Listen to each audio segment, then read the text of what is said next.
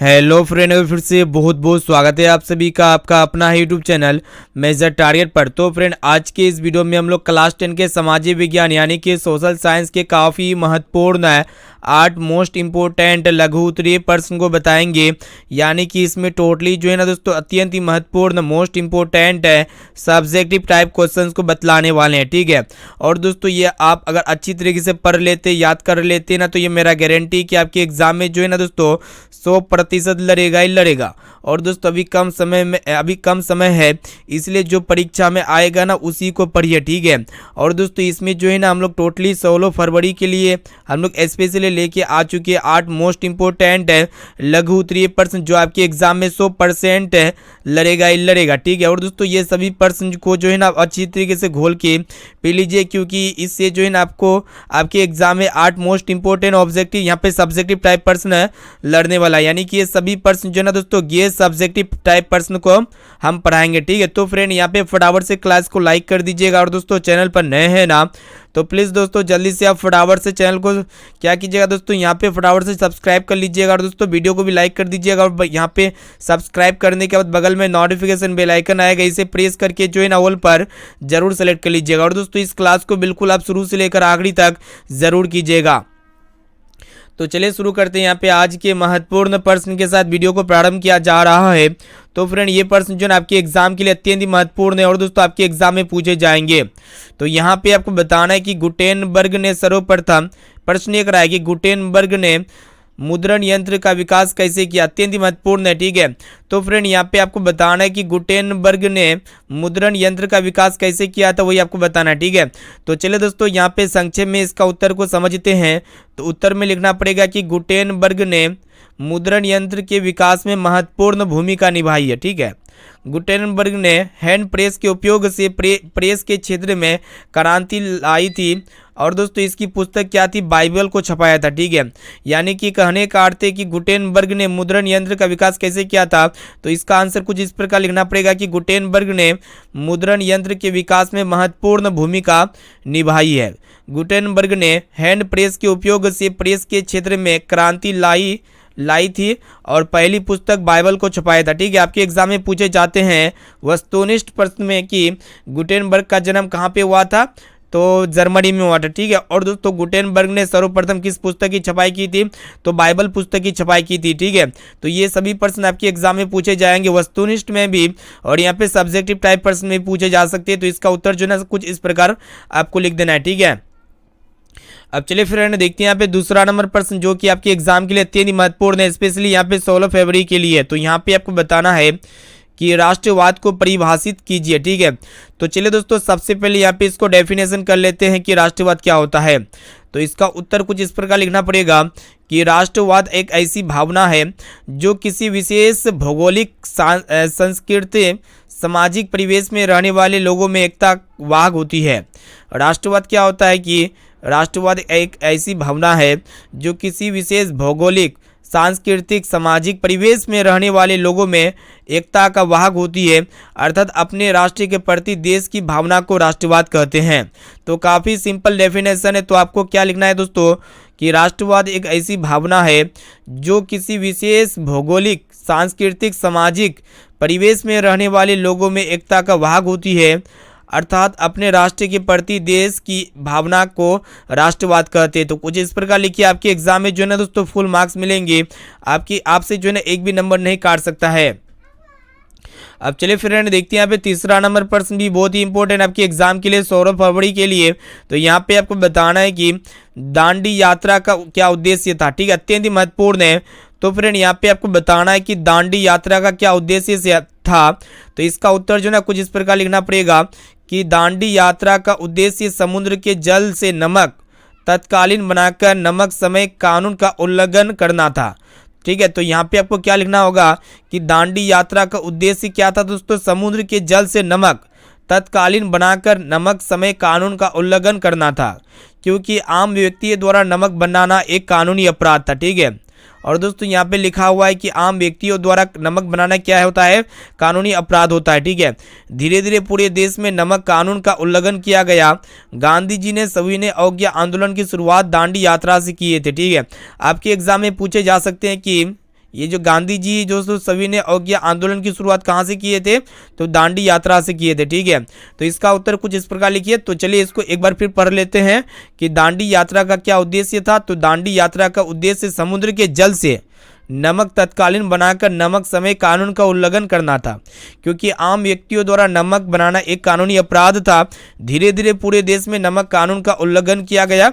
गांधी जी ने सबों ने अवज्ञा आंदोलन की शुरुआत दांडी यात्रा से किए थे। तो कुछ इस प्रकार लिखिए, आपके एग्जाम में आपसे जो है ना एक भी मार्क्स नहीं काट सकता है। ठीक है, चलिए फ्रेंड देखते हैं यहाँ पे चौथा नंबर प्रश्न भी बहुत ही इंपॉर्टेंट आपके एग्जाम के लिए। इस तरह के प्रश्न जो है आपके एग्जाम में 100% पूछ लिए जाते हैं, तो इसको भी अब अच्छी तरीके से याद कर लीजिएगा। तो यहाँ पे आपको बताना है कि भूमंडलीकरण को परिभाषित करें। ठीक है, तो आखिरकार भूमंडलीकरण होता क्या है। तो चलिए दोस्तों उत्तर में कुछ इस प्रकार लिखते हैं कि देश की अर्थव्यवस्था को विश्व की अर्थव्यवस्था के साथ जोड़ना, उसी को हम लोग क्या कहते हैं, भूमंडलीकरण कहते हैं। तो भूमंडलीकरण क्या होते हैं कि जो देश का अर्थव्यवस्था होता है ना, पूरे विश्व की अर्थव्यवस्था के साथ जोड़ना ही को क्या कहते हैं दोस्तों, भूमंडलीकरण कहते हैं। वास्तव में भूमंडलीकरण निजीकरण, उदारीकरण और वैश्वीकरण की ही देन है। ठीक है, रियल में अगर कहा जाए भूमंडलीकरण, निजीकरण और उदारीकरण और यहाँ पे वैश्वीकरण की ही देन है। भूमंडलीकरण की शुरुआत कहाँ से हुई थी, कब से हुई थी, तो 1990 के दशक में हुई थी। ठीक है, आपके एग्जाम में पूछे जा सकते हैं कि भूमंडलीकरण की शुरुआत कहाँ, मतलब कि कौन से दशक से हुई थी, तो 1990 के दशक से हुई थी। ठीक है, तो उम्मीद करते ये भी जो है आपको काफ़ी अच्छी तरीके से समझ में आ चुका होगा। तो भूमंडलीकरण को आपको डेफिनेशन करना है, तो किस प्रकार लिखना है कि देश की अर्थव्यवस्था को विश्व की अर्थव्यवस्था के साथ जोड़ना ही को हम लोग क्या कहते हैं, भूमंडलीकरण कहते हैं। और वास्तव में भूमंडलीकरण निजीकरण, उदारीकरण और वैश्वीकरण की ही देन है। भूमंडलीकरण की शुरुआत कब से हुई थी, तो 1990 के दशक से हुई थी। ठीक है, तो उम्मीद करते हैं इसको भी आप जो है ना अच्छी तरीके से याद कर लेंगे। आपको जो ना एक भी पर्सन को स्किप नहीं करना है, और दोस्तों क्लास को बिल्कुल शुरू से लेकर आखिरी तक जरूर कीजिएगा। और दोस्तों ये 5वां नंबर प्रश्न भी आपके एग्जाम के लिए अत्यंत ही महत्वपूर्ण है। तो यहाँ पे आपको बताना है कि क्रांति से पूर्व रूसी, यहाँ पे देखिएगा प्रश्न ये करा है कि क्रांति से पूर्व रूसी किसानों की स्थिति कैसी थी। ठीक है, तो चलिए दोस्तों इसका उत्तर जो ना कुछ इस प्रकार लिखते हैं। क्या करा है कि क्रांति के पूर्व किसानों की स्थिति अत्यंत दयनीय थी कि वे करों के बेल्म से दबे थे। ठीक है, यानी कि क्रांति से पहले किसानों की स्थिति अत्यंत दयनीय थी कि वे करों के बेल्म से दबे हुए थे। तो इस प्रकार लिखिए, आपके एग्जाम में जो है ना दोस्तों फुल मार्क्स मिल जाएंगे। अब चलिए फ्रेंड देखते हैं यहाँ पे नेक्स्ट क्वेश्चन की तरफ बढ़ चलते हैं। तो फ्रेंड है ये 6वां नंबर प्रश्न भी आपके एग्जाम के लिए अत्यंत ही महत्वपूर्ण है। तो यहाँ पे आपको बताना है कि all India trade union Congress की स्थापना क्यों हुई थी। ठीक है, अत्यंत ही महत्वपूर्ण है। तो यहाँ पे आपको बताना है कि all India trade union Congress की स्थापना क्यों हुई थी। ठीक है, तो चलिए दोस्तों इसका उत्तर जो ना कुछ इस प्रकार लिखते हैं। कल कारखानों में काम कर रहे मजदूरों के साथ उद्योगपतियों द्वारा शोषण किया जाता था। ठीक है, यानी कि जो यहाँ पे फैक्ट्री वगैरह थे, कल कारखाना थे, उसमें काम रहे मजदूरों के साथ उद्योगपतियों द्वारा क्या किया जाता था, शोषण किया जाता था। ठीक है, इन मजदूरों की मांगों के साथ मनमाने हो रहे कि शोषण ऑल इंडिया रोकने तथा ट्रेड मजदूरों यूनियन कांग्रेस की स्थापना की गई थी। और यहाँ पे साफ साफ लिखा हुआ है कि इन मजदूरों के मांगों को, यहाँ पे देखिएगा, इन मजदूरों की मांगों के साथ मंगवाने हो रहे के लिए, मतलब हो रहे के लिए सोशल ऑल इंडिया रोकने तथा ट्रेड यूनियन कांग्रेस की स्थापना की गई थी, अर्थात मजदूरों की स्थिति में सुधार के लिए इसका स्थापना किया गया था। ठीक है, यानी कि all India trade union Congress की स्थापना क्यों किया गया था, मजदूरों की स्थिति में सुधार के लिए इसका स्थापना किया गया था। ठीक है, तो आप जो है ना इसको अच्छी तरीके से लिख लीजिए, अच्छी तरीके से याद कर लीजिए।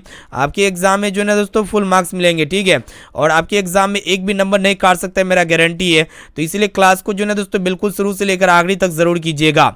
और यहाँ पे जो भी विद्यार्थी अभी तक इस क्लास को लाइक नहीं किए तो प्लीज दोस्तों जल्दी से आप फटाफट से क्लास को लाइक कर दीजिएगा। और दोस्तों चैनल पर नए हैं ना, तो प्लीज दोस्तों जल्दी से आप फटाफट से चैनल को सब्सक्राइब कर लीजिएगा। साथ में बगल में नोटिफिकेशन बेल आइकन आएगा, इसे प्रेस करके ऑल पर जरूर सेलेक्ट कर लीजिएगा, क्योंकि यहाँ पे डेली धमाकेदार क्लास होते रहता है। चलिए फ्रेंड देखते हैं यहाँ पे नेक्स्ट क्वेश्चन की तरफ बढ़ चलती है। तो फ्रेंड यहाँ पे 7वां नंबर प्रश्न भी आपके एग्जाम के लिए बहुत इंपॉर्टेंट है। तो फ्रेंड इसको भी जो है ना आप अच्छी तरीके से याद कर लीजिएगा। तो यहाँ पे आपको बताना है कि बिहार में छात्र आंदोलन के प्रमुख कारण क्या थे। ठीक है, तो क्वेश्चन अत्यंत ही महत्वपूर्ण है और आपके एग्जाम में पूछे जाएंगे। तो प्रश्न एक रहा है कि बिहार में छात्र आंदोलन के प्रमुख कारण क्या था वही आपको बताना है। तो चलिए दोस्तों इसका उत्तर जो ना कुछ इस प्रकार लिखते हैं। तो मार्च 1974 में बेरोजगारी, मार्च 1974 में बेरोजगारी एवं खदानों की कीमत में वृद्धि के कारण बिहार के छात्रों ने सरकार के खिलाफ विरोध छेड़ दिया, जिसे छात्र आंदोलन के नाम से जाना जाता है। ठीक है, तो छात्र आंदोलन क्या होते हैं दोस्तों? मार्च 1974 में बेरोजगारी एवं खदानों की कीमत में वृद्धि के कारण बिहार के छात्रों ने सरकार के खिलाफ एक आंदोलन छेड़ दिया था, जिसे हम लोग क्या कहते हैं? छात्र आंदोलन के नाम से जानते हैं। ठीक है, तो काफ़ी सिंपल यहाँ पे डेफिनेशन है, तो इसको अच्छी तरीके से याद कर लीजिए कि बिहार में छात्र आंदोलन के प्रमुख कारण क्या थे। तो सबसे प्रमुख कारण ये थे दोस्तों, मार्च 1946 में बेरोजगारी और खाद्यान्नों की कीमत में वृद्धि के कारण क्या किया, जितने भी बिहार के स्टूडेंट थे ना, तो सारे के सारे सरकार के खिलाफ एक आंदोलन छेड़ दिया था, जिसे हम लोग किस नाम से जानते हैं? छात्र आंदोलन के नाम से जानते हैं। ठीक है, तो उम्मीद करते हैं ये भी प्रश्न जो है आपको काफ़ी अच्छी तरीके से समझ में आ जाएंगे। चलिए फ्रेंड देखते हैं यहाँ पे नेक्स्ट क्वेश्चन, जो कि आपके एग्जाम के लिए अत्यंत ही महत्वपूर्ण है। ये भी प्रश्न जो है आपके एग्जाम में 100% पूछ ले जाएंगे। तो यहाँ पे क्लास को बिल्कुल शुरू से लेकर आखिरी तक जरूर कीजिएगा। और दोस्तों जो भी क्वेश्चन अगर आपको याद ना आना तो उसका स्क्रीनशॉट लेकर के जल्दी से आप याद कर लीजिए, क्योंकि यहाँ पे समय काफ़ी नज़दीक है। तो यहाँ पे आपको बताना है कि सांप्रदायिकता और धर्मनिरपेक्षता में क्या अंतर है। ठीक है, तो प्रश्न ये करा है कि सांप्रदायिकता और धर्मनिरपेक्षता में क्या अंतर है, दोनों में डिफरेंट बताना। ठीक है, तो चलिए दोस्तों यहाँ पे इसका उत्तर जो ना कुछ इस प्रकार लिखते हैं। तो सबसे पहले यहाँ पे सांप्रदायिकता लिख के डैश मार देना है। आखिरकार सांप्रदायिक होता क्या है? तो फ्रेंड यहाँ पे लिखना है कि जब हम यह कहते हैं कि सांप्रदायिक का निर्माण धर्म ही करता है। ठीक है, तो सांप्रदायिक राजनीति का जन्म होता है। यहाँ पे लिखा हुआ है कि जब हम यह कहते हैं कि सांप्रदायिक का निर्माण धर्म ही करता है, तो सांप्रदायिक राजनीति का जन्म होता है, और इस अवधारणा पर आधारित सोच ही सांप्रदायिकता कहलाता है। ठीक है, सांप्रदायिकता क्या कहलाता है दोस्तों? इस अवधारणा पर आधारित सोच को ही हम लोग क्या कहते हैं? सांप्रदायिकता कहते हैं। तो सांप्रदायिक क्या होती है कि जब हम यह कहते हैं कि सांप्रदायिक का निर्माण धर्म ही होता है, तो सांप्रदायिक राजनीति का जन्म होता है, और इस अवधारणा पर आधारित सोच को ही हम लोग क्या कहते हैं? सांप्रदायिकता कहते हैं। उसके बाद यहाँ पे आपको किसको डेफिनेशन करना है? धर्मनिरपेक्षता को डेफिनेशन करना है। ठीक है, तो यहाँ पे आपको धर्मनिरपेक्षता लिखते डैश मार देना है। ठीक है, तो यहाँ पे साफ साफ लिखा हुआ है कि अनेक धर्म है, संविधान द्वारा किसी भी धर्म को विशेष दर्जा नहीं दिया जाना ही धर्म निरपेक्षता कहलाता है। ठीक है, तो धर्म निरपेक्षता किसको कहेंगे? देखिएगा, अनेक धर्म है, संविधान के द्वारा किसी भी धर्म को विशेष राज्य दर्जा नहीं देना, उसी को हम लोग क्या कहते हैं दोस्तों? धर्मनिरपेक्षता कहते हैं। तो उम्मीद करते हैं ये भी जो है ना आपको काफ़ी अच्छी तरीके से समझ में आ चुका होगा। तो फ्रेंड यहाँ पे हम जो है ना फाइनली आपके लिए सामाजिक विज्ञान का यहाँ पे टोटली जो है ना यहाँ पे 8 जो है ना मोस्ट इंपोर्टेंट है गेस सब्जेक्टिव टाइप प्रश्न यानी कि लघुत्तरीय टाइप प्रश्न को पढ़ा चुके हैं। तो जल्दी से आप हमें फटाफट से कमेंट सेक्शन में बताइएगा कि 8 प्रश्न में से पहले से आपको कितना प्रश्न का सही और सटीक आंसर याद था, क्योंकि ये सभी प्रश्न आपके लिए स्पेशली है गेस प्रश्न यानी कि सब्जेक्टिव टाइप प्रश्न, जो आपके एग्जाम में 16 फरवरी के दिन यही से काफ़ी सारे प्रश्न पूछे जाएंगे। और इसी तरह यहाँ पे क्लास 10 के सभी सब्जेक्ट का यहाँ पे गेस सब्जेक्टिव टाइप प्रश्न देंगे, और इनके साथ साथ ऑब्जेक्टिव टाइप प्रश्न हम यहाँ पे तो देते ही देते हैं। ठीक है, और इसलिए यहाँ पे जो भी विद्यार्थी अभी तक इस क्लास को लाइक नहीं किए हैं तो प्लीज़ दोस्तों जल्दी से आप फटाफट से क्लास को लाइक कर दीजिएगा। और दोस्तों चैनल पर नए हैं ना तो प्लीज़ दोस्तों जल्दी से आप फटाफट से चैनल को सब्सक्राइब कर लीजिएगा। साथ में बगल में नोटिफिकेशन बेल आइकन आएगा, इसे प्रेस करके जो है ना ऑल पर जरूर सेलेक्ट कर लीजिएगा, क्योंकि यहाँ पे डेली जो है ना धमाकेदार क्लास होते रहता है। ठीक है, और दोस्तों इस वीडियो को अपने दोस्तों में ज़्यादा से ज़्यादा शेयर कीजिए, ताकि वो भी जो है ना बोर्ड एग्जाम की तैयारी काफ़ी अच्छी तरीके से कर सके। ठीक है, तो फिर मिलते हैं यहाँ पे अगले क्लास में दोस्तों। आज के लिए इतना ही। और दोस्तों यहाँ पे डेली जो है ना दोपहर में 1 बजे क्लास होती है, उसके बाद यहाँ पे शाम 6 बजे क्लास होती है, और रात्रि 9 बजे क्लास होती है। तो यहाँ पे सभी क्लास को आप जो है ना रेगुलर जरूर कीजिएगा। ठीक है, तो फिर मिलते हैं यहाँ पे नेक्स्ट क्लास में दोस्तों। आज के लिए इतना ही। धन्यवाद दोस्तों, thank you, Vande Mataram, take care, bye bye.